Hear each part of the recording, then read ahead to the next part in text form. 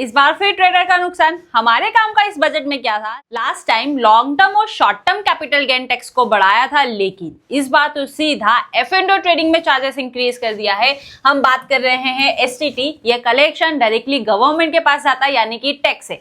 इसमें इतना बड़ा चेंजेस क्या है, आप समझेंगे तो सच में हैरान हो जाएंगे, क्योंकि पहले जहां फ्यूचर में 250 से 300 रुपए ट्रेडिंग करने में लग रहा था एक लॉट में, वही अब सीधा 800 से 850 रुपया ब्रोकरेज लगेगा। कैसे लगेगा समझिए।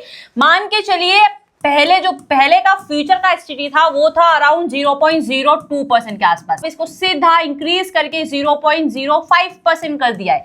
अब समझिए इसके कैलकुलेशन। फॉर एग्जांपल एक और चीज, STT हमेशा फ्यूचर एंड ऑप्शन में सेल कॉन्ट्रैक्ट पे लगता है। मान लेते हैं आपने 25,000 का निफ्टी है, इसको आपने सेल किया है, इसका लॉट साइज है 65, इसका टर्नओवर काफी बड़ा है, लेकिन मैं आपको समझाने के लिए राउंड फिगर अगर 10 लाख रुपीस यूज कर रही हूं, यानी कि अगर आपको सेल करने में 10 लाख रुपए का टर्नओवर हो रहा है, तो पहले कितना चार्जेस लगता था? पहले STT 200 रुपया लगता था, अब कितना लगेगा? अब सीधा 500 रुपया लगेगा। इसमें आपका brokerage charges, government tax, SEBI का और एक्सचेंज का प्लेटफॉर्म फी वो तो अलग ही है। यानी कि पहले अगर आप एक लॉट में देखेंगे तो 300 से 350 रुपया फ्यूचर में लग रहा था, वहीं पर अब सीधा 800 से 850 रुपए लगेगा। दूसरी बात, अब एक ऑप्शन ट्रेडर हैं तो ऑप्शन ट्रेडिंग में भी जस्ट इंक्रीज कर दिया है। ऑप्शन ट्रेडिंग पहले 10 पैसा थी, इसे इंक्रीज करके सीधा 15 पैसा कर दिया है, यानी कि सीधा 50% का इंक्रीमेंट। तो ये बात तो है कि कहीं ना कहीं गवर्नमेंट चाहती है कि F&O में स्पेकुलेशन कम हो, लेकिन F&O में पैसा बहुत ज्यादा आ रहा है